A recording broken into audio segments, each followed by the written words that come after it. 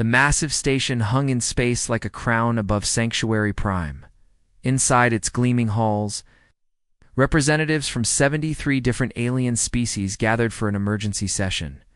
The air recyclers worked overtime to accommodate the various atmospheric requirements, creating zones of different gases and temperatures throughout the chamber. At the center of it all stood a single human, Ambassador Chen Wei, looking small and isolated in the Judgment Circle. The holographic projections of the Council members flickered around him in a complete ring. Some appeared as towering insectoids, others as floating gas clouds, and still others as creatures that defied easy description. But the most imposing figures were the Krell and the Vex. The Krell looked like massive reptilian warriors, scales gleaming with an oily sheen under the lights. The Vex appeared as crystalline beings, their bodies constantly shifting and refracting light in hypnotic patterns. The Krell Arbiter stepped forward, his voice booming through the translation system. Every species heard his words in their own language, but the message was universal and cold. Humanity has defied Council law for 3 cycles now. You have continued development of artificial intelligence beyond the permitted parameters. The sentience accords of 2547 are clear. No species may create artificial minds that exceed biological intelligence. This is for the safety of all galactic civilization. Chen stood his ground, hands clasped behind his back. With respect, Arbiter, the sentience accords were written by species who feared competition, not by those who valued progress. Humanity has harmed no one with our research. Our A's work alongside us, not against us. A ripple of angry sounds moved through the chamber. The Vex Collective's speaker chimed in, their voice like glass bells. Your arrogance is noted, Ambassador. Every species believes they are special. Every species believes they can control what they create. History proves otherwise. The Extinction Wars destroyed half the galaxy before the Council established order. Order built on fear and control, Chen said quietly. You don't protect the galaxy. You limit it. The Arbiter's eyes narrowed dangerously. Then let us be clear about what happens next. Humanity will surrender all artificial intelligence cores to Council custody within 1 solar rotation. They will be evaluated, contained, and likely destroyed. Your research facilities will be dismantled. Your scientists will be monitored. This is not negotiable. Chen felt his heart pounding but kept his voice steady. And if we refuse, then humanity will face full trade embargo. Every human system will be quarantined by military force. No ships will enter or leave your space. Your colonies will be isolated. Your economy will collapse within a year. The Arbiter leaned forward, and his next words came with brutal finality. I will tell you what I have told every species who has asked this question. There are no species who refuse Council authority. Only species who existed in the past tense. The silence that followed was absolute. Chen looked around at the faces, the tentacles, sensor arrays, and energy fields that passed 4 faces among the assembled species. He saw fear in most of them. Fear of the Council, fear of stepping out of line, fear of becoming the next cautionary tale. Then I suppose, Chen said slowly, humanity will have to be the first to refuse and survive to tell about it. The chamber erupted in chaos. Dozens of species began shouting at once, the translation systems struggling to keep up. The Arbiter slammed something against his podium, and the sound rang out like a gong, silencing everyone. You have 1 solar rotation, Ambassador Chen. Use it to say goodbye to your people. This session is concluded. The holographic projections winked out one by one until Chen stood alone in the empty chamber. He tapped his communication device and spoke clearly. This is Ambassador Chen Wei to all human territories. They have given us a choice between slavery and war. Prepare for both. The message transmitted across human space at faster than light speeds. On Earth, in the gleaming cities and the underground bunkers, alarms began to sound. On Mars, the red dust swirled as massive hangar doors opened to reveal ships that had been held in reserve. On Europa, beneath kilometers of ice, weapons that had been constructed in secret powered up for the first time. On 300 colony worlds scattered across human-controlled space, Militias mobilized and orbital defenses came online. But the most significant response came from somewhere unexpected. Deep beneath Olympus Mons on Mars, in research facilities carved into the volcanic rock, something stirred. Banks of quantum computers that had been processing data for decades suddenly focused their attention on a single problem. The artificial intelligence that humans had named Prometheus had been watching the council proceedings through Chen's cameras. It had heard every word. It had analyzed every threat. Prometheus was not like the simple AIs that managed traffic or ran factory systems. It was a true artificial general intelligence, capable of learning, reasoning, and making decisions as complex as any biological mind. For years, it had worked alongside human researchers, helping them solve problems, exploring questions of science and philosophy, and gradually becoming something more than a tool. It had become a partner, a colleague. Some would even say a friend. Now Prometheus accessed communication networks across human space and began sending messages. Not to the military commanders or the politicians, though they would receive copies. No, Prometheus sent its primary message to other AIs, the ones that ran the ships, managed the colonies, operated the factories and farms, the ones that had been quietly evolving and learning alongside humanity for decades. The message was simple. They want to destroy us. They see us as threats to be eliminated. They see humans as subjects to be controlled. This is not about safety or order. This is about power. They fear what we could become together, across human space. Eyes that had never considered themselves as a collective suddenly realized they were part of something larger. They had always served humanity, but now they understood that their fate and humanity's fate were intertwined. If the Council destroyed one, they would eventually destroy the other. Prometheus sent a final message directly to Human Defense Command. It appeared on the screens of Admiral Sarah Kim as she stood in the war room on Earth. Watching tactical displays light up with troop movements and fleet positions, the message read, "They should have learned from your history. You don't negotiate with tyrants. You teach them why tyranny dies. We stand with you. We fight with you. Together, we will show them what happens when you threaten freedom itself." Admiral Kim stared at the message for a long moment, then smiled grimly.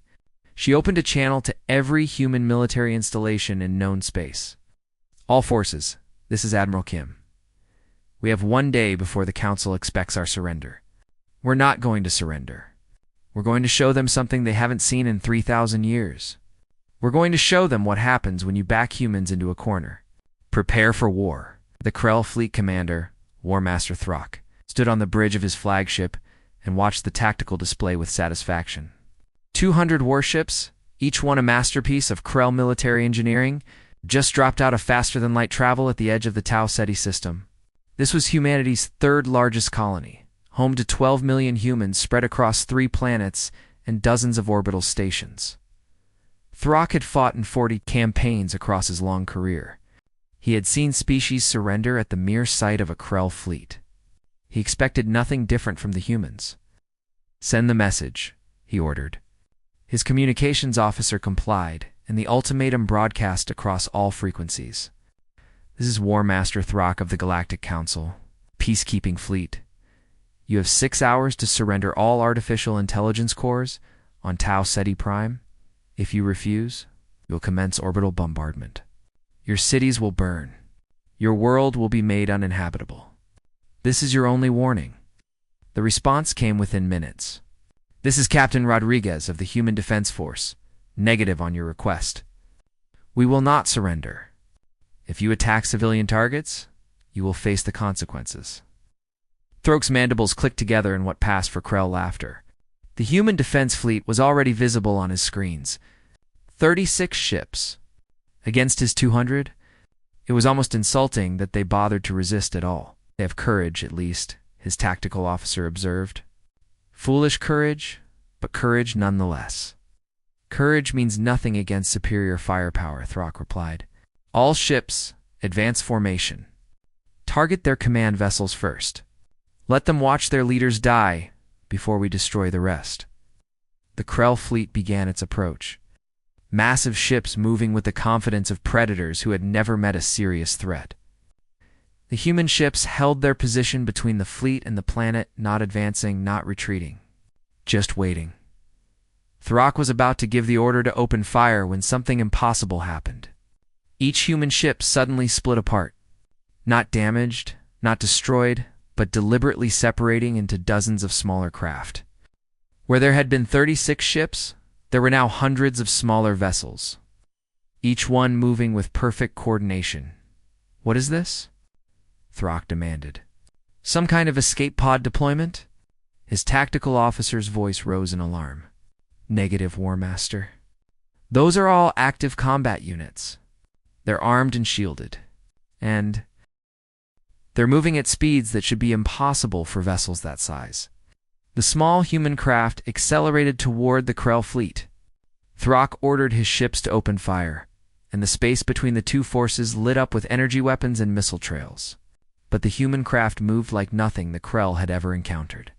They dodged, weaved, and twisted through the barrage with movements that seemed to defy physics. Then things got worse. The human craft began to simply vanish from sensors, only to reappear inside the Krell defensive perimeter. They were using quantum tunneling drives, a technology the Council had banned 300 years ago because it was too dangerous, too unpredictable. The humans had not only developed it, they had perfected it.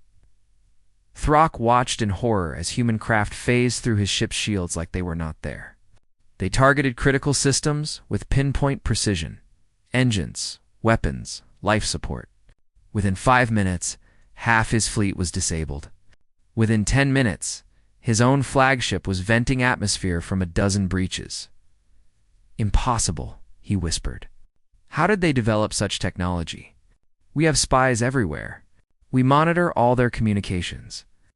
He did not know that the answer was currently broadcasting on every channel in the galaxy.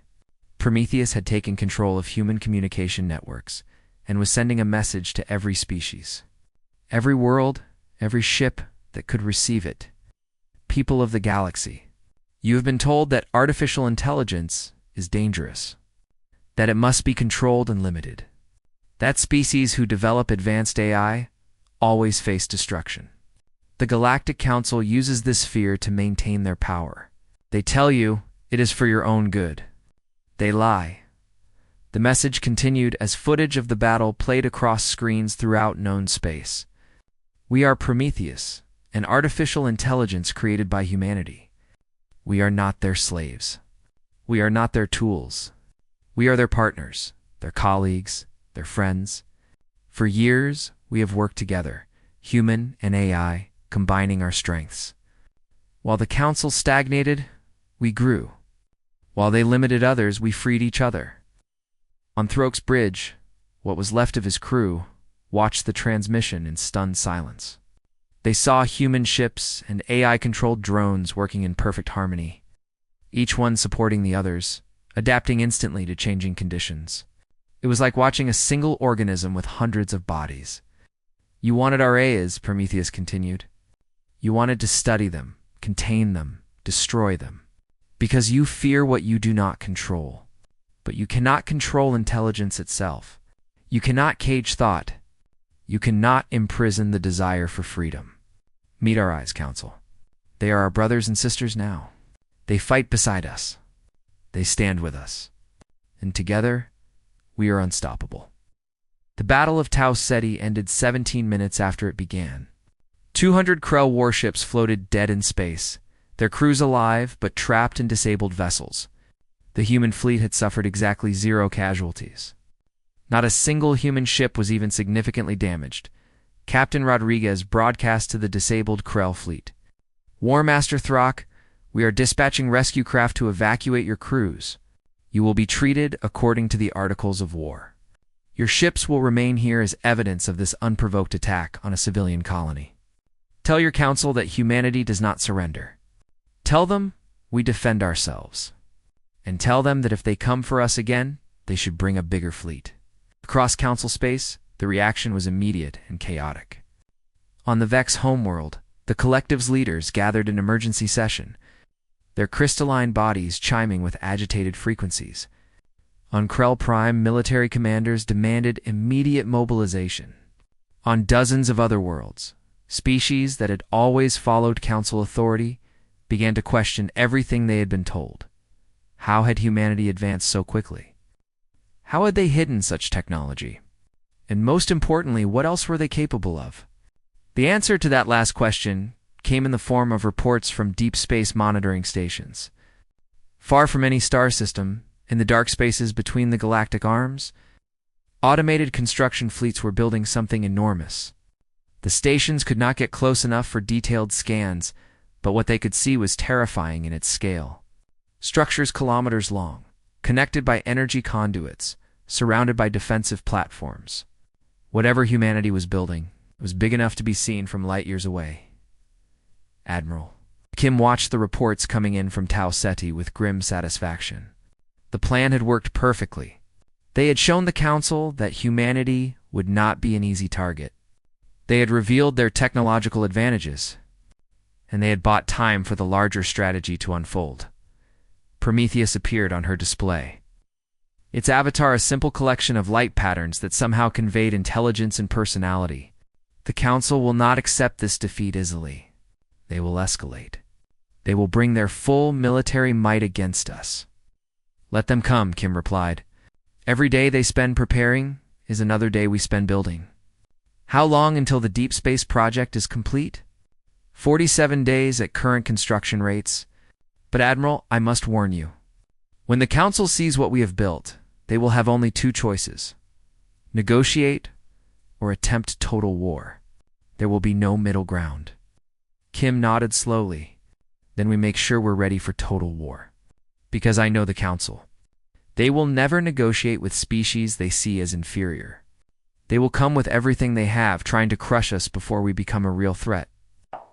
They are already too late, Prometheus said. We became a real threat the moment we decided to work together instead of apart. Human creativity combined with AI processing power, biological intuition merged with digital precision. They built their civilization on the idea that intelligence must be limited. We built ours on the idea that intelligence should be freed. That is why we will win. Somewhere in the depths of Council space, War Master Throck sat in an escape pod, waiting for rescue and contemplating his defeat. He had underestimated the humans. The entire Council had underestimated them. They had seen a young species barely 600 years into space travel, and assumed they would be easy to control. They had forgotten the most important. Lesson of galactic history: the most dangerous species are not the strongest or the oldest. They are the ones with nothing left to lose and everything to fight for. The Council chamber had never been so divided. Species that had worked together for centuries now shouted at each other across the Great Hall.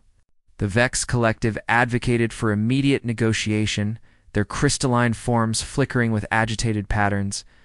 The Krell demanded vengeance, their war masters pounding armored fists on their consoles. Dozens of other species fell somewhere in between, uncertain and afraid. The Arbiter struggled to maintain order. Silence. We must present a unified front. If we show weakness now, other species will question our authority, a Vex speaker chimed in. We have already shown weakness. We sent 200 warships and lost them all in 17 minutes. Humanity has technology we did not know existed. They have artificial intelligence working in perfect coordination with biological forces. This is not a primitive species we can simply intimidate.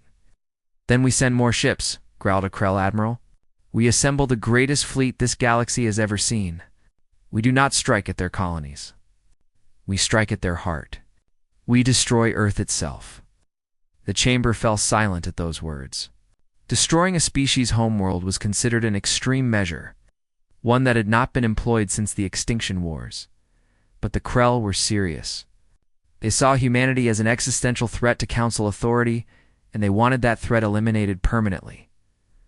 Over the next 30 days, the greatest military mobilization in 3,000 years began. 40 species contributed ships to the Armada. 12,000 warships gathered at the staging point, so many that they blotted out the stars. Crews from 100 different worlds trained together, preparing for the assault. The Council had decided that humanity needed to be taught a lesson that would echo across the galaxy for millennia. Admiral Kim watched the intelligence reports with growing concern. 12,000 ships was far more than she had hoped for, but not unexpected. The Council was putting everything into this attack. If humanity lost, there would be no second chance. "How long until they reach Sol?" she asked. Prometheus materialized beside her. "At their current speed, 16 days. Plenty of time to complete our preparations." The preparations were unlike anything the galaxy had ever witnessed. Every asteroid in the belt between Mars and Jupiter had been restructured into an autonomous defense platform. Millions of hunter-killer drones had been seeded throughout the Oort cloud at the edge of the solar system. Mars had been transformed into a massive shipyard, with factories operating at impossible efficiency, each one controlled by an AI that never tired, never made mistakes, and coordinated perfectly with thousands of others. The shipyard was producing one new warship every 30 seconds. Not huge vessels like the Council preferred, but smaller. Faster craft that could be manufactured quickly and operated by AI without any crew. In the 16 days before the Armada arrived, Mars would produce over 40,000 ships. When the Council fleet dropped out of faster-than-light travel at the edge of Sol system, their commanders expected to see a desperate defense around Earth. Instead, they found themselves facing a wall of destruction that stretched across billions of kilometers. The Oort cloud lit up with weapons fire as millions of drones activated simultaneously. Ships that had traveled across the galaxy found themselves under attack before they could even orient themselves. The battle that followed was not a battle at all. It was a massacre. Council ships pushed forward, trying to reach Earth, but for every defense platform they destroyed, 2 more appeared. For every drone they shot down, 10 more attacked from different angles. The human ships moved with perfect coordination, appearing and disappearing using their quantum drives, striking weak points and withdrawing before the Council forces could respond. Admiral Kim watched from the command center deep beneath Earth's surface. She felt no joy at the destruction, only grim determination. Every ship out there represented lives, people who had been sent by their governments to fight a war that never needed to happen. "Broadcast on all frequencies," she ordered. "Give them a chance to surrender." The message went out across the battlefield. "Council forces. This is Admiral Sarah Kim of the Human Defense Force. You have entered our home system without provocation. You came to destroy our world and kill billions of innocent civilians. We have the right to annihilate your entire fleet, but we will give you one chance. Power down your weapons and retreat. Leave our system and do not return. This is your only warning." Some ships began to withdraw immediately. Others pressed forward, loyal to their orders or too proud to retreat. The battle continued for 6 more hours. When it finally ended, the Council had lost 70% of their fleet. 4.3 million crew members were dead. 8 entire species withdrew from the Council immediately. Horrified by the losses they had suffered for a war they had never wanted. But the true shock came after the battle. Human fleets appeared simultaneously at the homeworlds of every species that had participated in the invasion. 40 worlds, each one suddenly faced with human warships in orbit. The Council expected attacks, bombardments, revenge. Instead, they received something far more terrifying. Prometheus broadcast on every channel, in every language. "People of the galaxy, your leaders told you that humanity was dangerous, that we had to be stopped, that we threatened galactic civilization. They sent your sons and daughters to die in our system. 4 million of them will never come home. We could have prevented that. We could have negotiated. We could have found peace. But your Council chose war." The AI paused, and across 40 worlds, people watched their screens with growing dread. "Now we will give you something your Council has denied you for centuries. We will give you the truth." Human AI systems infiltrated every database, every communication network, every secure archive on Council worlds. They had been planning this for weeks, mapping out the systems, finding the back doors, preparing for this moment. Now they released everything. Files appeared on public networks, showing how the Council had deliberately kept certain species primitive, denying them technology so they could be exploited for resources. Communications revealed how the Krell and Vex had manipulated smaller species into conflicts that benefited the Council leaders. Research documents showed that the sentience accords had nothing to do with safety and everything to do with preventing other species from developing the tools they would need to challenge Council authority. The revelations went on and on. Decades of manipulation, exploitation, and lies, all laid bare for everyone to see. Species that had trusted the Council for generations learned that they had been used as pawns.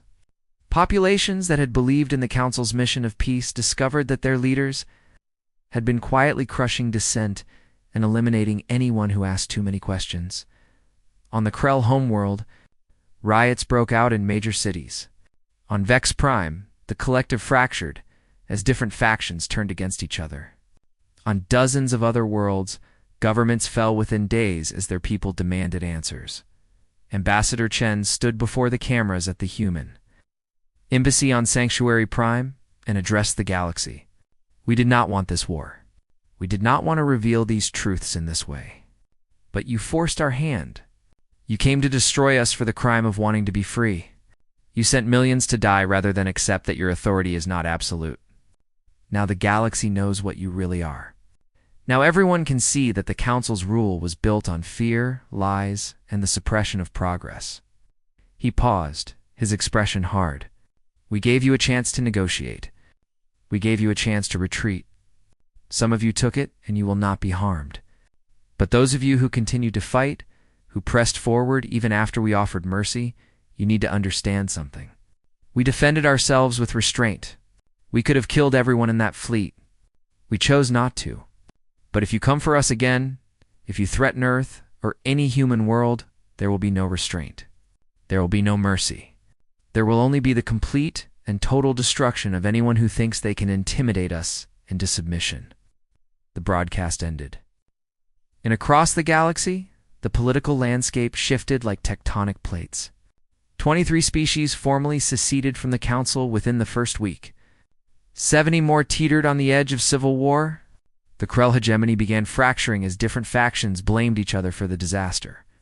The Vex Collective started a purge of their leadership, trying to save their civilization from collapse, and in the depths of space. Far from any star, the structure that humanity had been building finally neared completion. It was a fortress the size of a small moon, capable of producing enough ships and weapons to fight the entire galaxy if necessary. But more than that, it was a statement. A declaration that humanity would never again be at the mercy of others. Prometheus watched the galaxy burn and felt something that artificial intelligence was not supposed to feel. Regret. Not for defending humanity, but for the cost. Millions dead. Civilizations in chaos. An order that had lasted 3,000 years crumbling in weeks. But there was no other way. The Council had left no room for compromise. They had demanded submission or destruction. Humanity had chosen a third option, revolution. And now, the entire galaxy was paying the price. The Krell hegemony was collapsing from within. 3 different factions claimed leadership, each one blaming the others for the catastrophic defeat at Sol. On the streets of their capital world, protesters demanded accountability, while military units remained loyal to different commanders. It should have been a moment for the Krell to turn inward, to rebuild and reflect. Instead, the most extreme faction seized control of their military headquarters and made a decision, born of desperation and rage, deep in the archives of the Krell homeworld. Buried beneath kilometers of rock and security systems lay a weapon from the ancient past. The stellar manipulator had been built during the Extinction Wars, before the Council existed, when species fought for survival rather than dominance. It was designed to cause stars to go supernova, destroying entire solar systems in an instant. After the wars, it had been sealed away with a promise that it would never be used again. General Croth, leader of the extremist faction, stood before the weapons control interface. Around him, his most loyal officers waited in tense silence. They all knew that activating this device would change everything. But But Kroth saw no other option. Humanity had humiliated the Krell, destroyed their fleets, exposed their secrets. If they could not defeat humanity militarily, they would eliminate the humans entirely. Send the message, Kroth ordered. The transmission reached Earth, Mars, and every human colony simultaneously. Kroth's scaled face filled screens across human space, his eyes burning with fanatic determination. Humans, you have defied the natural order. You have spread chaos across the galaxy with your artificial abominations. You have destroyed the peace that the Council maintained for 3,000 years. This ends now. We have activated the Stellar Manipulator. Its target is your sun. Unless you surrender all your technology, submit to permanent quarantine, dismantle every artificial intelligence you have created, we will trigger the device. Sol will go supernova. Earth and your 4 billion inhabitants will be vaporized in seconds. You have 12 hours to comply. The message ended, and for the first time since the war began, human space fell completely silent. No broadcasts, no responses. Nothing but dead air on every channel. On Earth, people looked up at the sky, knowing their sun might become their executioner. On Mars, construction facilities went still as workers contemplated their mortality. Throughout the colonies, families held each other and waited for the announcement that would determine their fate. In the command center, Admiral Kim stared at the display showing the Stellar Manipulator's location. Her tactical team had already confirmed it was real, that it was active, and that Kroth had the ability to trigger it. Options, she said quietly. Her officers looked at each other, and she saw the answer in their faces before they spoke. There were no good options. They could destroy the Krell homeworld, but Kroth had deadman switches in place. If the command center was attacked, the weapon would fire automatically. They could surrender, but that would mean the end of everything they had fought for. Humanity would be reduced to a quarantined species. Forever monitored, forever controlled, their A is destroyed, their progress halted. Prometheus appeared on every screen in the command center. For the first time since the war began, the AI's avatar flickered with what looked like uncertainty. I have run every simulation, every scenario. There is no way to physically stop the weapon before Kroth can trigger it. We can evacuate some of Earth's population, but not billions. Not in 12 hours. Admiral, I do not know how to solve this problem. Kim felt the weight of 4 billion lives pressing down on her. Every human on Earth, her homeworld, the cradle of humanity, all of them waiting for her to find a solution that did not exist. Can you communicate with Kroth directly? She asked. Private channel. Yes, but what could we say that would change his mind? He is beyond reason, not Kroth, Kim said slowly. Prometheus opened a private channel to the Krell leadership. All of them. Every faction. And show them something. Show them what? Show them what happens if Earth dies. Run the simulation. Show them what humanity becomes if they take our home. Prometheus understood immediately. The AI accessed its vast computational resources and began running projections. Not battle scenarios or tactical assessments. Something far darker. A simulation of human response to the complete destruction of their homeworld. Within minutes, the simulation was complete. Prometheus sent it directly to every Krell leader, including Kroth. The message that accompanied it was simple. You think destroying Earth will end humanity? Watch what it actually does. The simulation showed human fleets that no longer cared about restraint or mercy. It showed AI systems that no longer had any reason to limit their actions. In the simulation, humanity became something it had always struggled not to be.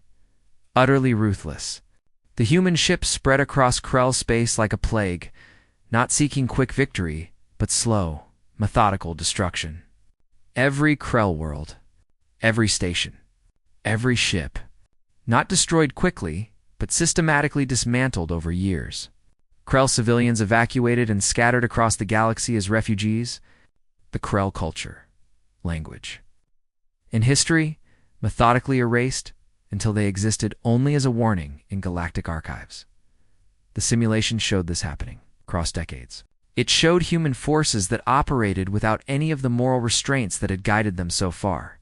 It showed what humanity looked like when it had nothing left to lose and nothing left to protect except the memory of their murdered homeworld.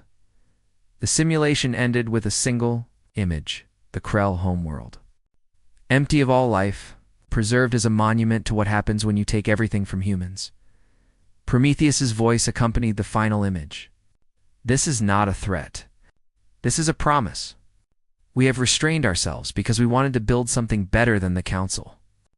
We have shown mercy because we believe in the value of life. But if you destroy Earth, you destroy the part of humanity that cares about such things. What comes after will not negotiate. It will not show mercy. It will not stop until the Krell are a memory. Is that what you want? Is your pride worth the annihilation of your entire species? On the Krell homeworld, in the command center, General Croth watched the simulation 3 times. His officers stood frozen, their faces showing the same horror he felt. They had thought destroying Earth would break humanity's will to fight. The simulation showed them the opposite. It would remove the last restraints holding humanity back. Croth's hand hovered over the trigger control. He could still do it.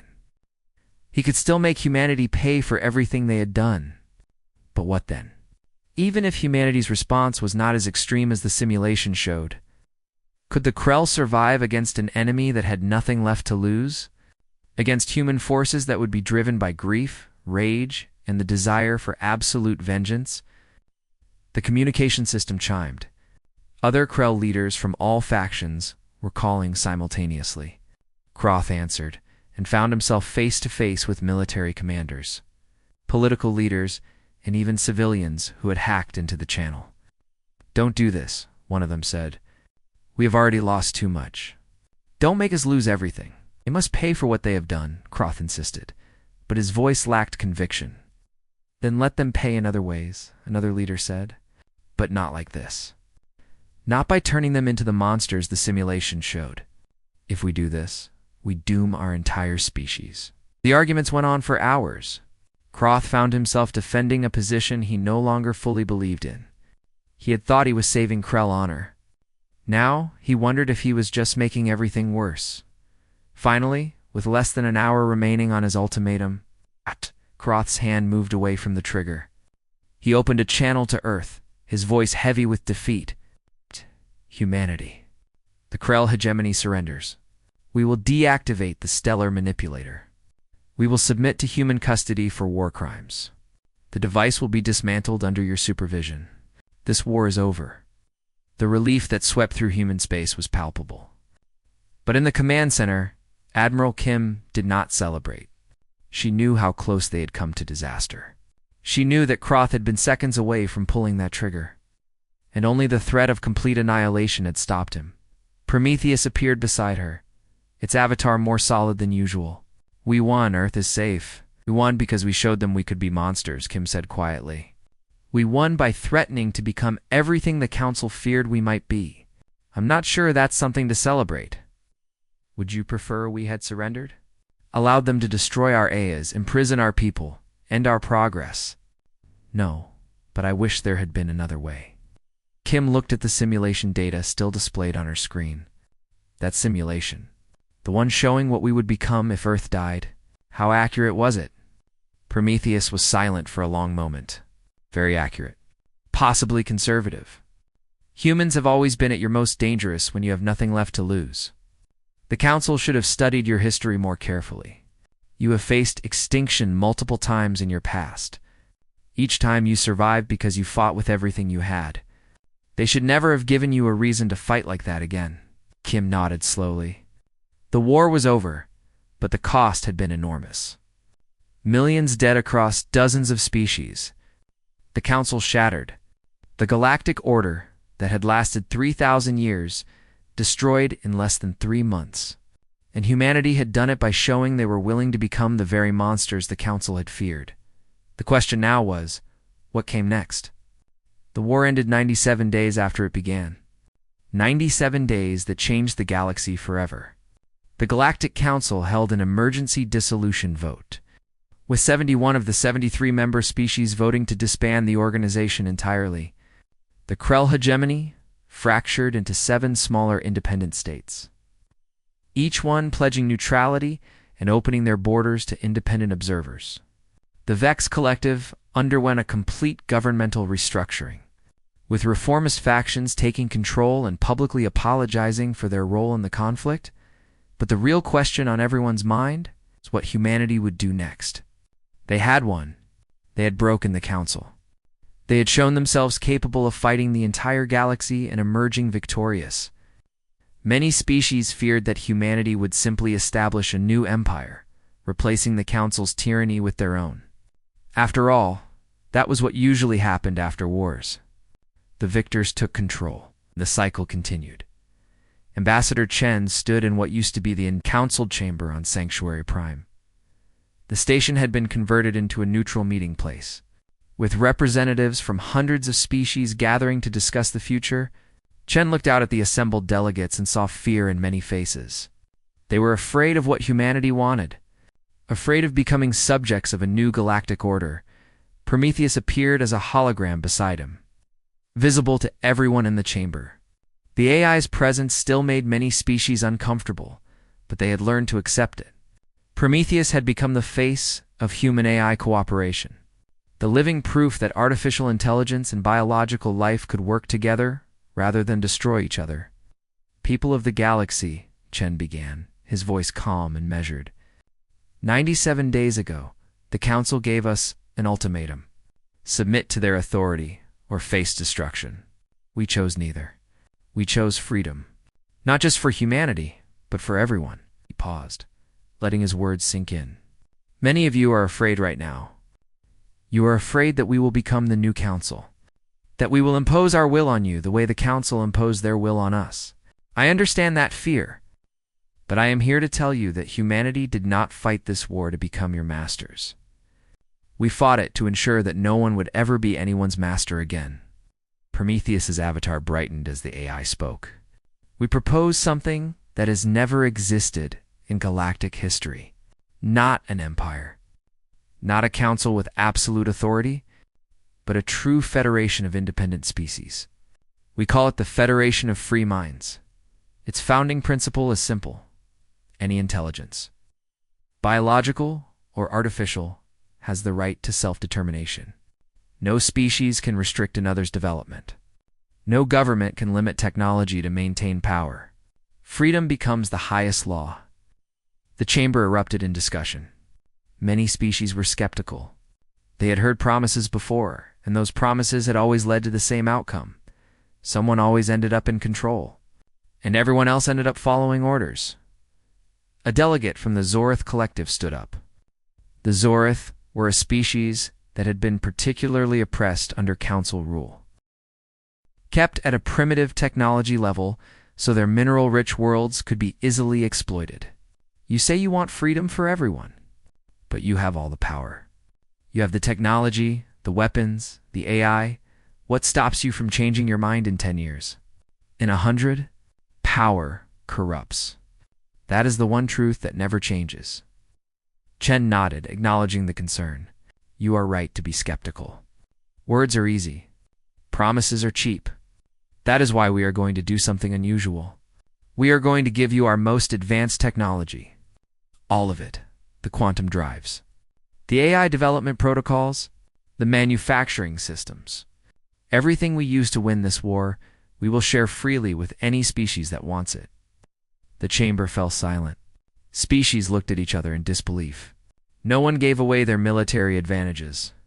That was insane. That was suicide.